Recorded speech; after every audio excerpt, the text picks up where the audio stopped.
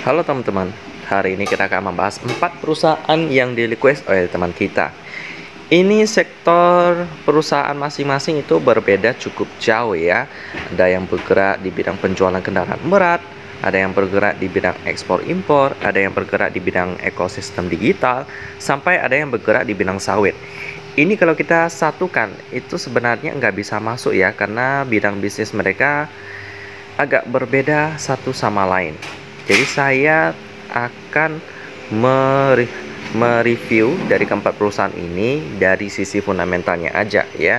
Jadi dari sisi usahanya sih masing-masing punya kelebihannya masing-masing sih. Kita akan membahas yang pertama, kita lihat di sini ada 4 perusahaan. Saya sudah urutkan dari yang terbaik menurut saya sampai yang paling kurang menurut saya. Yang pertama ada COPX ya, yang menjadi penjual kendaraan berat merek Doosan dari Korea. Ya, lalu yang kedua ada PPGL yang merupakan anak perusahaan yang dimiliki oleh salah satu pengusaha yang juga memegang Jaya yang bergerak di bidang logistik juga. PPGL ini juga logistik tapi lebih besar lagi di bidang ekspor impor.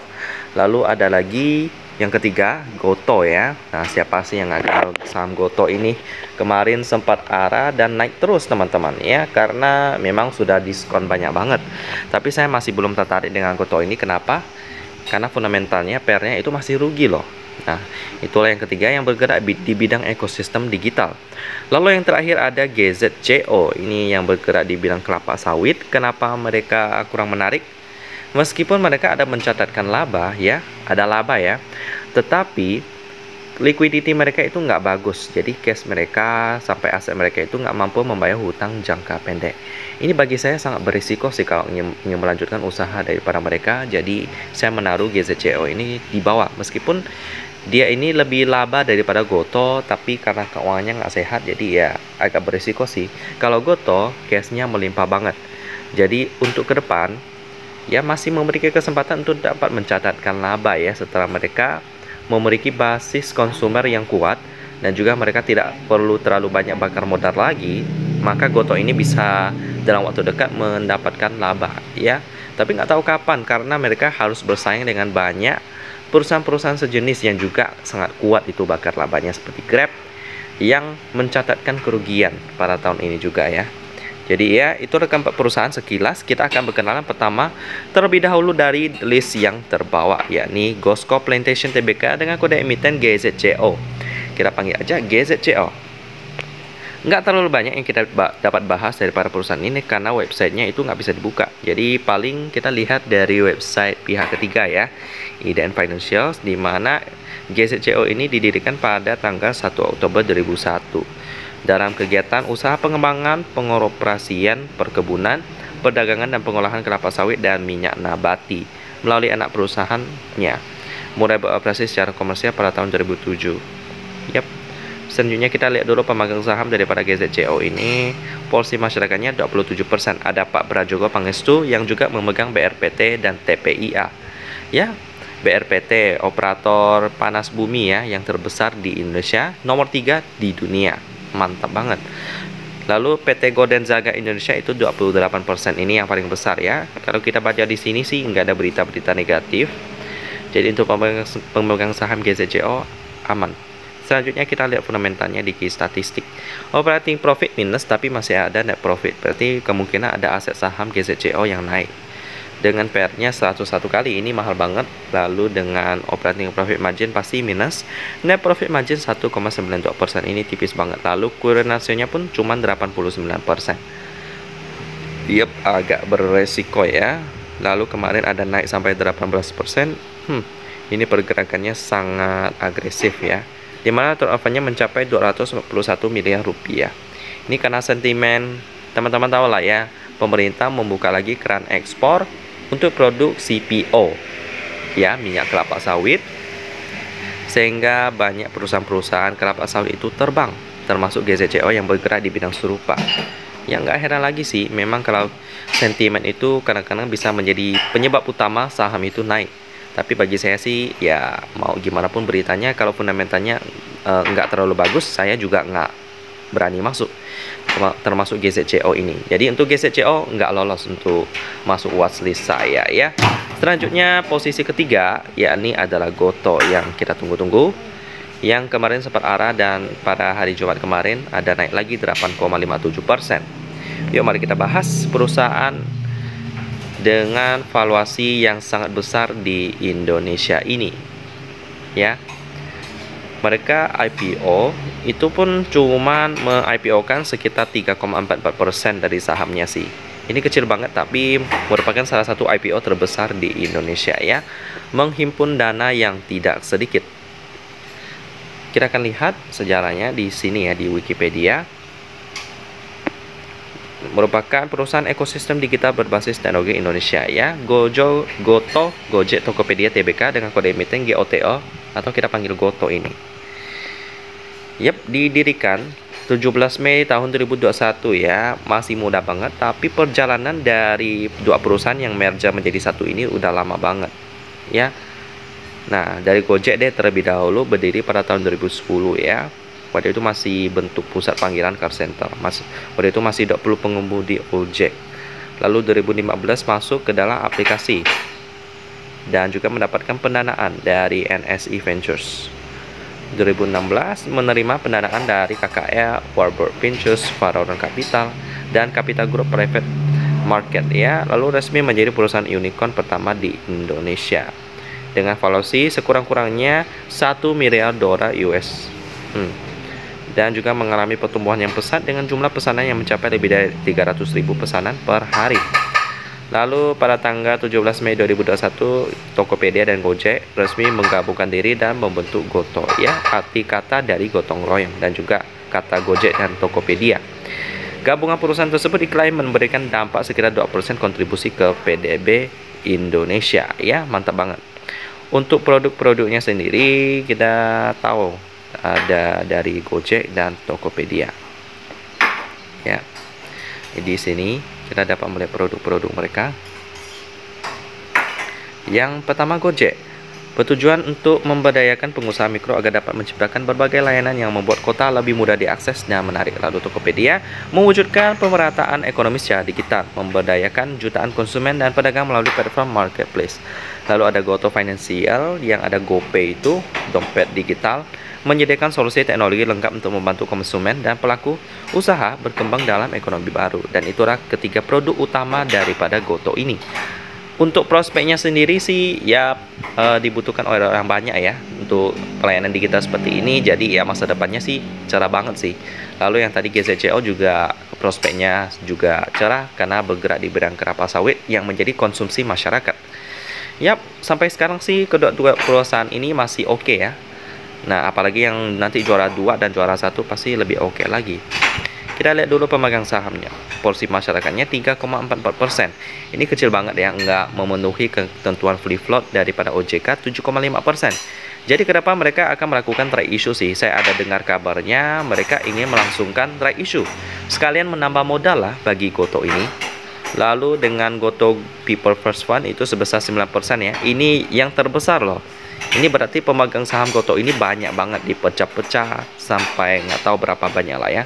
Tapi kita bahas Gotoh People First Fund dulu. Kita lihat berita daripada Gotoh People First Fund. Di sini kita baca-baca sih nggak ada berita yang terlalu negatif ya. Nggak ada.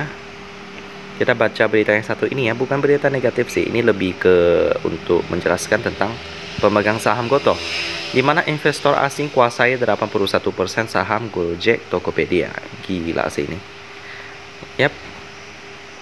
Di mana kita bisa lihat ada Gotoh People First Fund yang terbesar yang berdomisili di Kepulauan Cayman dan lainnya. Kita bisa lihat di sini ya. So, itulah sekilas tentang pemegang saham daripada Gotoh ini. Selanjutnya kita lihat fundamentalnya di bidang key statistik. Masih mencatat R-nya pasti minus, dengan marginnya juga pasti minus. Lalu dengan cash ratio-nya itu cukup tebal, 265% ya. Dengan turnover kemarin mencapai 1,26 triliun rupiah ya. Gila, benar-benar besar banget. Tapi ya masih belum menarik sih bagi saya ya. Jadi Gotoh ini masih saya skip dulu. Selanjutnya kita masuk ke list kedua. Nah, ini ada pemenangnya nih yang bisa masuk ke dalam watchlist. Juara kedua yakni adalah Prima Globalindo Logistik Tbk dengan kode emiten PPGL atau kita panggil aja PPGL. Ya, langsung aja kita bahas tentang sejarah perusahaan yang satu ini, tentang mereka. Pertama kita translate dulu ini ke dalam bahasa Indonesia. Oke, udah. Mereka didirikan baru-baru juga pada tahun 2015 dan terutama menyediakan layanan pengiriman barang untuk ekspor dan impor. Produknya apa aja sih? Ya, tentu saja tidak jauh daripada ekspor dan impor. Ada khusus untuk menjadi pengurus surat-surat pabean dan juga pajak-pajak lainnya ya. Ada angkutan laut internasional. Lalu selanjutnya ada angkutan udara internasional, tracking dan custom brokerage, di mana ada GPS untuk 131 truk dan semuanya dilengkapi GPS. Lalu juga menyediakan layanan PPJ, keterangan asal dari Kamar Dagang dan KITE. Nah, PPJK dan KITE itu apa? Kita bisa lihat di sini. PPJK itu adalah pengusaha pengurusan jasa kepabeanan ya, badan usaha yang melakukan kegiatan pengurusan kewajiban pabean untuk dan atas kuasa importer atau eksportir. Jadi mereka ini mirip-mirip agent lah ya, untuk memberikan jasa kepada importer ataupun eksportir untuk mengurus surat-surat yang berhubungan dengan kepabean. Selanjutnya KITE. KITE itu adalah kemudahan impor tujuan ekspor. Merupakan perakuan kepada barang impor atau barang rakitan yang akan diekspor dan dapat diberikan keringanan bea masuk. Misalnya nih, kita mau rakit HP nih, barang-barangnya kan kayak yang belum jadi, masih baku, itu kan misalnya impor dari Cina. Nah, itu ada keringanan biaya masuknya tuh, biar dapat bersaing ketat ketika pas mau diekspor nggak terlalu mahal. Nah, itu salah satu keringanan yang diberikan oleh pemerintah. Selanjutnya ada cargo river ya, yang untuk pengiriman berpendingin, di mana sangat berkompetitif ke semua tujuan di seluruh dunia ya.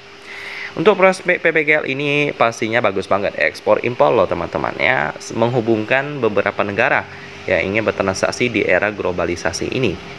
Selanjutnya kita lihat dulu pemegang saham daripada PPGL, di mana porsi masyarakatnya 18%, aman. Selanjutnya Darmawan Suryadi sebesar 75%. Kita baca di sini sih aman-aman aja. Langsung aja kita lanjut ke key statistik daripada PPGL ini yang bagus banget, dengan operating profit lebih besar daripada net profit. Bisnis ekspor impor lancar banget dengan PR-nya 8,4 kali. Ini bagus. Operating profit margin 10% bagus, net profit margin 6% ini cukup kecil. Lalu dengan clearance ratio-nya bagus, 282%. Lalu turnover pada kemarin 1,42 M. Jadi otomatis PPGL ini lolos 4 watchlist saya ya. Dan juga mereka ada bagi dividen tahun 2020 dan 2022. Bagus banget ya. Saya rencana kalau misalnya untuk bulan Juni watchlist saham saya itu saya tambahkan satu kriteria lagi ya. Mungkin paling tidak setidaknya ada bagi dividen. Ini masih dalam tahap percobaan, tapi saya nggak tahu apakah efektif atau tidak ya. Tapi nanti bulan depan lah saya coba. Nah, itu PPGL, perusahaan pertama dari keempat watchlist ini, keempat list ini yang masuk ke dalam watchlist. Selanjutnya yang paling saya suka yakni COPX ya. Kita bahas di sini di bagian ini ya. Kita akan membahas yang terbaik dari keempat list ini, Kobexindo Tractors Tbk dengan kode emiten KOBX atau kita panggil COPX. Pertama kita lihat dulu sejarah daripada COPX ini. Mereka didirikan tahun 2002 ya, yang berjualan kendaraan berat dari merek Doosan dan lain-lain. Mereknya apa aja? Kita bisa lihat di sini ya. Produk-produknya ada untuk pertambangan, itu ada Doosan, Terex dan Mercedes-Benz. Lalu ada material handling dan logistik. Ada juga di sini kita bisa lihat ya. Ada Doosan juga, Amise, Lite Hite, lalu ada Jang Heinrich juga. Environment Solution. Ada Hako, Makro juga ada. Lalu untuk konstruksi dan pertanian ada Doosan lagi dan Dynapack. Untuk lebih jelasnya tentang pelayanan mereka, itu mereka bukan hanya berjualan tapi juga menyediakan jasa ya. Kita translate dulu ke dalam bahasa Indonesia. di mana juga menyediakan perawatan preventif dan berkala hanya dengan menggunakan suku cadang asli terbaik dan juga menjamin kemampuan jangka panjang dan ketersediaan alat berat. Ya, ada pengiriman layanan yang sangat baik, layanan panggilan, dukungan perbaikan, program pemeliharaan layanan, program pemeliharaan lengkap, pertukaran komponen, dan lain-lainnya. Ada inspeksi mesin, inspeksi angkutan, analisis minyak. Jadi itulah bagaimana bisnis daripada COPEX ini. Untuk prospeknya sih pasti bagus banget karena pertambangan ini adalah sektor yang sangat dibutuhkan. Apalagi pada saat zaman-zaman di mana nikel itu lagi dikembangkan untuk menjadi baterai ya, untuk menjadi kendaraan listrik yang dapat dipakai untuk kegiatan sehari-hari manusia. Jadi untuk prospeknya sih bagus banget. Untuk pemegang sahamnya kita terlebih dahulu melihat porsi publiknya sebesar 10%. Lalu PT COPEX Indo invest sama sebesar 89%. Untuk berita daripada COPEX Indo ini sih aman-aman aja, nggak ada berita negatif. Selanjutnya kita lihat statistik daripada jualan satu COPEX ini, di mana operating profitnya lebih besar daripada net profit. Itu berarti penjualan kendaraan beratnya dan servisnya sangat laku ya. PR-nya 5,22 kali, bagus banget untuk PR standar, hampir mencapai PR premium saya ya. Operating profit margin 9% ini cukup tipis tapi penjualannya tinggi banget. Net profit margin juga 8% cukup tipis. Dengan current ratio-nya 100% sih. Ini pas banget ya. Nggak terlalu lebih, nggak terlalu kurang. Dengan turnover kemarin 7M. Jadi ya COPEX ini otomatis lolos 4 kriteria saya ya. Kalau untuk dividen masih belum ada sih. Jadi saya agak ragu memakai kriteria kelima saya untuk dividen ya. Takutnya malahan mengurangi watchlist saham saya ya, yang sebelumnya pun sudah saya riset sedikit banget, cuma 17 perusahaan yang lolos bulan Mei. Kalau saya tambahkan syarat baru ini sih mungkin lebih terkurangi lagi ya, tapi nggak tahu, nanti saya coba percobaan dulu bagaimana hasilnya. Demikianlah hasil daripada pembahasan dari keempat saham yang sudah saya bahas. Dan ada 2 perusahaan yang nggak terlalu cocok, ada 2 perusahaan yang cocok untuk masuk ke dalam watchlist, yakni COPEX dan PPGL. Semoga video ini dapat membantu dan kita ketemu lagi di video selanjutnya.